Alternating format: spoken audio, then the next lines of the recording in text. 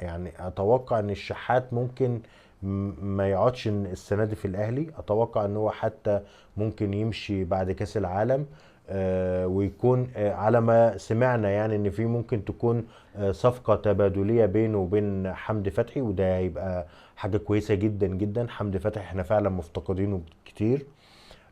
فالشحات مش هو بتاع الاول من زمان يعني، مش هو الشحات بتاع زمان اللي كان متألق. محتاج ان هو يشتغل على نفسه كتير، والبدني بتاعه يجي معاه اكتر من كده شوية، لان يعني الشحات لعيب كبير جدا، ولعيب موهوب ودماغه حلوة جدا.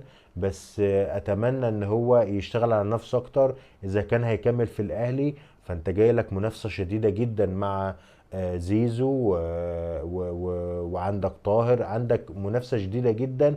فلازم يكون جاهز على طول الشحات في اي وقت يطلب منه. مبروك للنادي الاهلي.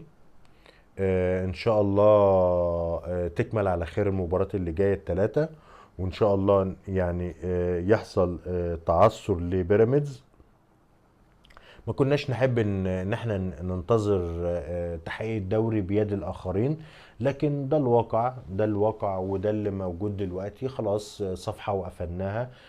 سواء يعني موضوع الثلاث نقاط اللي اتخصموا مننا في لقاء القمة، موضوع المباريات اللي احنا خسرناها، خسرنا نقط.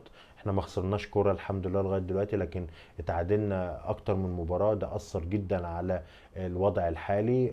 تشكيلات كرر الخطأ اللي تسببت في مشاكل كتير، وحصل مشاكل كتير في الدور الاولاني. اللعيبه برضو عليها مسؤوليه كبيره. لكن قدر الله ما شاء فعل، وان شاء الله اتمنى ان الاهلي، البنك الاهلي يعمل نتيجه كويسه بكره ان شاء الله. مباراه بيراميدز والبنك الاهلي مباراه يعني اولا في دوافع قويه جدا للبنك الاهلي، ودي الميزه بقى. يعني الميزه ان ربنا يعني ممكن ان شاء الله يكرم ويوفق البنك الاهلي، ويقدر يفوز او على الاقل يتعادل مع بيراميدز. ليه؟ لان هو دلوقتي عنده 33 نقطه، والمصري عنده 35 نقطه. يعني البنك الاهلي محتاج يفوز مباراه اللي هي اللي جايه ديت، ويعدي المصري، وتقريبا عنده كمان مباراه مؤجله. ففرصه كبيره جدا جدا للبنك الاهلي ان هو يحصل على المركز الرابع، او ممكن يخش للمركز الثالث، ويحقق حلم كبير قوي ان هو يشترك في الكونفدراليه. فان شاء الله يا رب احنا كاهلاويه نتمنى طبعا ان هو يفوز على بيراميدز. ده هتبقى يعني ما فيش احسن من كده. هيبقى في فرق نقطتين للاهلي. بعد ما كنا فرق أربعة وفرق سبعة، دلوقتي هيبقى فرق نقطتين للأهلي. أو على الأقل، على الأقل لو اتعادل، لو اتعادل مع بيراميدز، هيبقى متساويين في النقط، لكن فرق الأهداف للنادي الأهلي.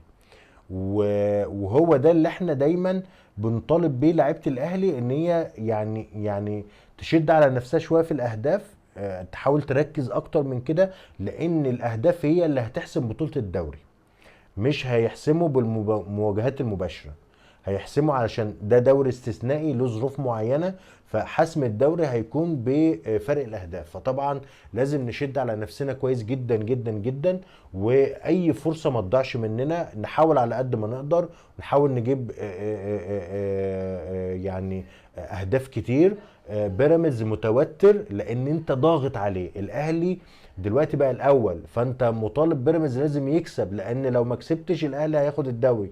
فالضغط ده مع تفكيره في مباراة سان داونز لقاء الذهاب اللي هيكون في جنوب افريقيا، فطبعا كل ده ضاغط عليه. مع برضو كاس مصر، وطبعا الخبرة عنده لعيبة خبرة طبعا، لكن خبرة البطولات هي دي بقى اللي بتفرق، والجماهيرية والدعم والكلام ده. فنتمنى ان شاء الله ان البنك الاهلي يفوز او يتعادل على مع بيراميدز. ومن هنا بقى خلاص ان شاء الله القطر هيكمل في طريقه، مش هيقف ابدا باذن الله، باذن الله، باذن الله.